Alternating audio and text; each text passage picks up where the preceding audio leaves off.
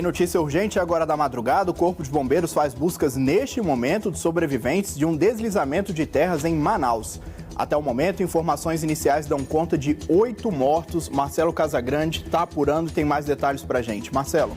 Olha só, Fernando, a gente está em contato com equipes aí de resgate, enfim, toda a parte do governo do estado do Amazonas também, acompanhando todos os detalhes desses resgates que estão sendo feitos em Manaus.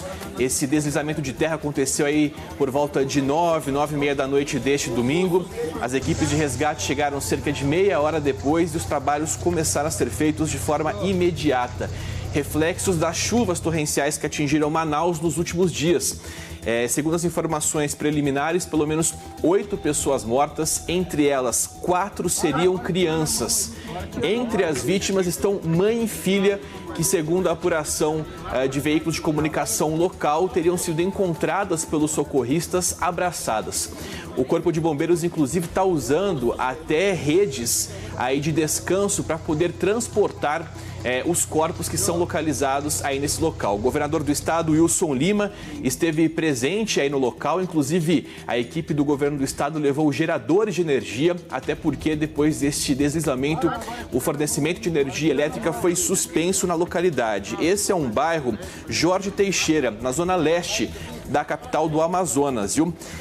Cerca aí de 40 equipes de resgate estão no local nesse momento, tentando localizar. O detalhe é que o terreno está muito úmido e está inclusive aí sendo um risco para as equipes de resgate que precisam ter cuidado para fazer a remoção.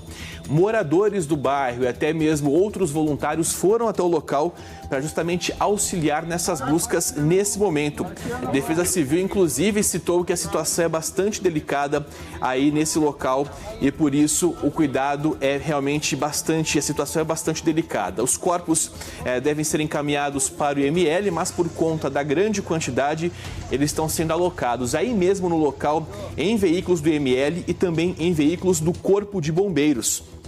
As informações estão sendo atualizadas a todo momento, Fernando. Inclusive, estou até nesse momento recebendo algumas informações passadas ali pelas equipes locais, até porque esses geradores que foram colocados, foram levados aí para o local, foram fundamentais, porque os próprios socorristas estavam fazendo ali o resgate com iluminação de veículos e também com lanternas, viu? Outra informação que também chega aqui pra gente, Fernando, é que essas 2 crianças, né, as primeiras vítimas encontradas seriam 2 crianças. Pelo menos 7 residências, 7 imóveis teriam sido soterrados após esse deslizamento de terra, viu, Fernando? Marcelo, eu não sei se foi uma tragédia provocada pela chuva, não sei se a gente já tem informação se foi essa a causa desse deslizamento, mas lembra bastante o episódio que a gente passou agora há pouco aqui no litoral de São Paulo, né, que acabou com 50 mortos, e aí com o adicional desse deslizamento acontecer à noite, na madrugada, então muita gente acaba nem conseguindo fugir de uma tragédia como essa. A gente lamenta muito e fica torcendo para que esse número de mortos estacione aí nesses 8, né? A gente está vendo aí o trabalho das pessoas resgatando, muita gente, os próprios moradores às vezes acabam ajudando ali. O governo do estado, como você disse, já enviou geradores porque a luz, o fornecimento de energia acabou sendo prejudicado, né, com o próprio deslizamento. Mas a gente está acompanhando aqui, acho que o Marcelo está recebendo mais informações ali. Então, realmente uma tragédia muito grande que a gente espera que pare aí, né, Marcelo? Inclusive, Fernando, a gente está tentando aí buscar informações junto à Defesa Civil e ao Corpo de Bombeiros do Amazonas em relação à projeção de números de desaparecidos. A única informação que se tem é que são muitos desaparecidos, mas os órgãos oficiais não precisam quantas pessoas estão desaparecidas nesse momento, até porque esse deslizamento vem numa sequência aí de dias com chuvas torrenciais. Inclusive, a previsão do tempo para essa segunda-feira é de muita chuva, o que deve dificultar ainda mais o trabalho de resgate dessas equipes que estão aí no local. Uma informação que ainda é preliminar, ainda não foi confirmada, é que teriam acontecido os 2 pontos de deslizamento em bairros vizinhos. ali residências que eram construídas em encostas. Essa terra que estava bastante úmida, o solo bastante úmido, acabou cedendo e depois deslizando. No deslizamento, esses imóveis, pelo menos 7, teriam sido destruídos. Informação aí do bairro Jorge Teixeira, da zona leste da capital amazonense. A gente tem também aqui buscando informações junto com o governo do estado, mas por conta de toda a dificuldade, até mesmo de equipes de resgate chegarem aí no local, as informações ainda são desencontradas. O prefeito da capital também está acompanhando aí os trabalhos em conjunto com o governo do estado.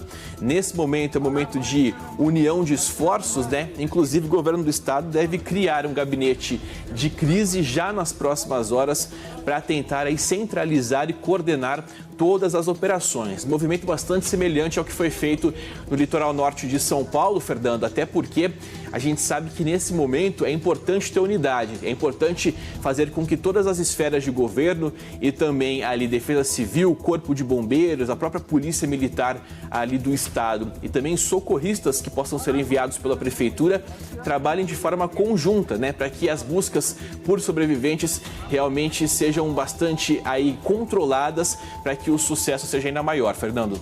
Como você falou da união de governos, né? No caso que a gente viu aqui na tragédia do litoral paulista, inclusive a união de espectros ideológicos diferentes, né? O governador Tarcísio, o presidente Lula e tem uma comitiva do governo federal, como a gente falou há pouco, embarcando para o norte do país. Daqui a pouquinho o presidente Lula vai para Roraima, então é possível que com esses novos desdobramentos alguma equipe do governo federal também seja enviada para a região ali de Manaus, para o Amazonas, onde aconteceu essa tragédia, esse deslizamento de terra. E você falou, Marcelo, que essas casas ficam em encostas, né?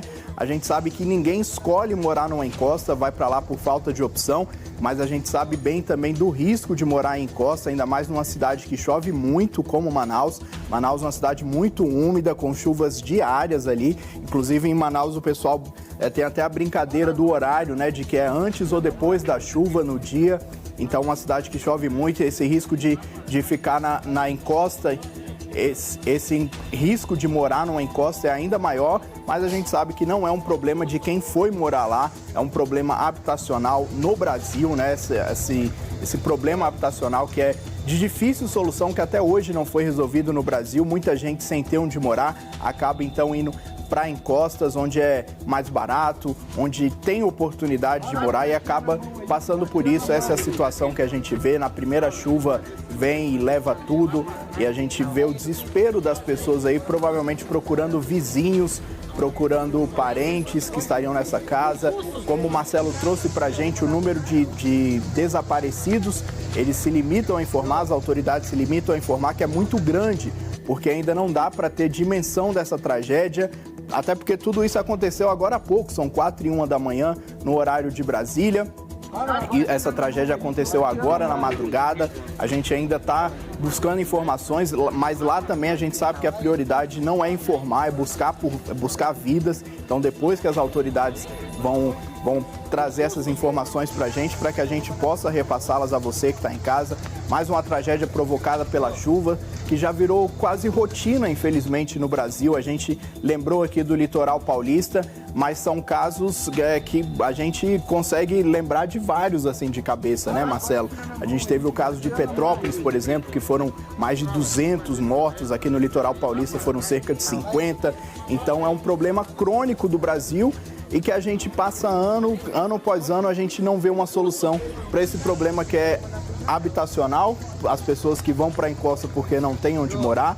É um problema também urbanístico, porque não tem condições dessas pessoas morarem nos locais apropriados e que acaba virando uma tragédia no aspecto humano, porque no final de tudo, no final das contas, é disso que a gente está falando, do aspecto humano. São pelo menos 8 vidas perdidas aí e a gente torce para que não, mas a gente sabe, pelo que acompanha aqui dessas tragédias, que esse número deve aumentar aí nas próximas horas.